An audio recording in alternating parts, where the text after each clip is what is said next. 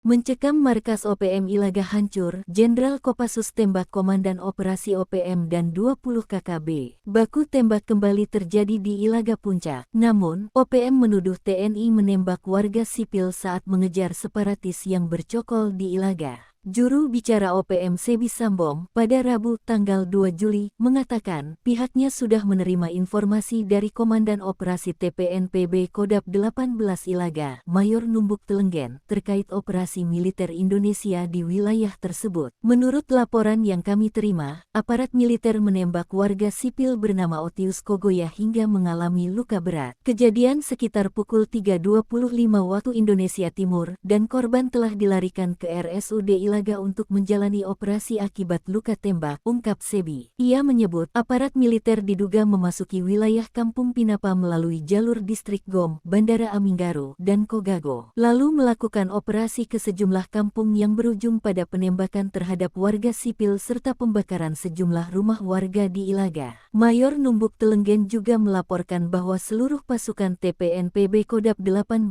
Puncak Ilaga saat itu berada di Pinapa, namun operasi yang dilakukan aparat militer Indonesia tidak mengenai anggota mereka, tambah Sebi. Menurut Sebi, selain menembak warga sipil, TNI juga membakar rumah warga. Namun informasi lain menyebutkan jika terjadi baku tembak, pasukan Habema yang dipimpin Mayor Jenderal Lukci Avianto membuat Mayor Numbuk Telenggen dan 20 anak buahnya kabur ketakutan. Sempat terjadi baku tembak, namun OPM melarikan diri meninggalkan markas yang dihancurkan TNI dan bersembunyi di kawasan Puncak Ilaga. Mayor Numbuk dan anak buahnya diduga menjadikan sipil sebagai tameng hingga menyulit TNI melakukan penangkapan. Terkait dengan tuduhan Sebi, Kapendam Cendrawasih Kolonel TNI Chandra Kurniawan mengatakan tidak ada insiden penembakan. TNI melakukan patroli di kawasan rawan OPM terutama di Ilaga dan Gom. Tidak ada TNI bakar rumah warga. Tugas prajurit melindungi warga sipil dari tekanan dan gangguan OPM, jelasnya.